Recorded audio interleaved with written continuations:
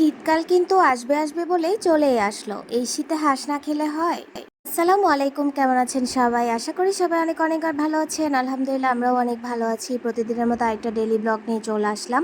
সবাই কেমন আছেন অবশ্যই কমেন্ট করে জানাবেন। আমি যেভাবে হাঁসের মাংসটা রান্না করি সেটাই আজকে আপনাদের সাথে শেয়ার করব। জানি হাঁস রান্নাটা কম বেশি সবাই পারেন অল্প স্বল্প। আমিও মোটামুটিভাবে এভাবে করি, যেভাবে রান্না করছি আজকে সেটাই আপনাদেরকে শেয়ার করব আমি। প্রথমে তেল দিয়ে আমি বেশি করে পেঁয়াজ দিয়েছি, ওগুলোকে একটু বেরেস্তা টাইপের করে নিব। এখানে এবার আমি দিয়ে দিব গোটা মশলাগুলো, লং, এলাচি, আর সাথে কিন্তু দিয়ে দিয়েছি আমি দুটো তেজপাতা। প্রথমে ভালো করে পেঁয়াজগুলো একদম মিহি করে এটা হালকা আঁচে ভেজে নিতে হবে। এবার ভালো করে আমি এগুলো একটু ভাজা ভাজা করে নিয়ে এখানে আমি অ্যাড করে দিব কিছু রসুন। এতে কিন্তু আমি টমেটো অ্যাড করে দিয়েছি দুটো। এবার আমি বাটা মশলাগুলো অ্যাড করে দিচ্ছি। এখানে আমি কাঁচামরিচ বাটা দিয়েছি। এবার একে একে করে সব ধরনের বাটা মশলা আমি এখানে অ্যাড করে দিচ্ছি।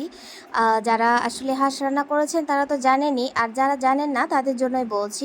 পেঁয়াজ বাটা, রসুন বাটা, একটু পোস্তদানা বাটা দিয়েছিলাম, সাথে দিয়েছি আদা বাটা। এবার এগুলো সব মিক্স করে আমি কিন্তু হালকা আছে রান্নাটা করছি।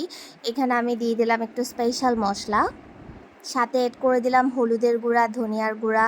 এবার অ্যাড করে দিব এখানে মাংসের মশলা।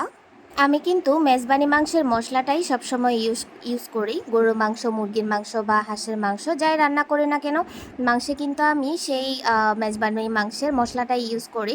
এবার আমি লাল মরিচও অ্যাড করে দিয়েছি। লাল মরিচের পরিমাণটা একটু বাড়িয়ে দিতে হবে, যেহেতু হাঁস একটু ঝাল ঝাল করে রান্না করলে আসলে ভালো লাগে দেখতে, খেতেও অনেক বেশি ভালো লাগে। এবার আমি যে মশলাটা অ্যাড করেছি সেটা কিন্তু আমার হাতে বানানো বিভিন্ন রকমের গোটা মশলাকে গুঁড়ি করে তারপর ওটাকে আমি এখানে মাংসে অ্যাড করেছি। তারপর দিয়ে দিলাম আমি একটু হালকা পরিমাণে ঘি দিয়েছি। এখানে ঘি আরও দিতে হবে, আমি পরিমাণে একটু কমই দিয়েছিলাম। এবার আমি ভালো করে মশলাটা একদম কষিয়ে নিব যতক্ষণ না তেলটা উপরে চলে আসে। এবার এখানে ধুয়ে রাখা হাঁসটা অ্যাড করে দিলাম। এবার ভালো করে এগুলো মশলার সাথে ভালো করে নেড়ে চেড়ে এগুলো ভালো করে কষিয়ে নিতে হবে। হাঁস রান্নাটা কিন্তু পুরোটাই ডিপেন্ড করে একদম কষিয়ে কষিয়ে রান্নার উপরে। এভাবে অনেকভাবেই আসলে রান্না করা যায়, তবে আমার কাছে এটা কষাটাই অনেক বেশি ভালো লাগে। অনেকে ঝোল করে খেতেও পছন্দ করে। অনেকভাবেই কিন্তু হাঁসটা রান্না করা যায়। কীভাবে রান্না করেন অবশ্যই জানাবেন, যদি আমার সাথে মিলে যায় অবশ্যই কমেন্ট করবেন। আমি কিন্তু এভাবেই হাঁসটা রান্না করতে সবসময় কমফোর্ট ফিল করি, আর আমার কাছে এটাই খেতে অনেক বেশি ভালো লাগে। এবার এখানে কিন্তু আমি কোনো পরিমাণ পানি দিব না। দেখুন এখানে কষাতে কষাতেই কিন্তু অনেকগুলো পানি বের হয়েছে এখানে। এখানে একটা জিনিস আমি অ্যাড করেছিলাম, সেটা হচ্ছে পোলাও পাতা, যেটাকে আমরা ভাত পাতা বলি। এটার কারণে আসলে খুব সুন্দর একটা স্মেল আসে তরকারি বা বিভিন্ন রকম মাংসতে। এখানে আমি দুটো আলু অ্যাড করে দিয়েছিলাম। এবার কিন্তু আমি একটু ঝোল দিয়েছিলাম। দেখুন একদম এগুলো কষাতে কষাতে কীরকম হয়ে গেছে।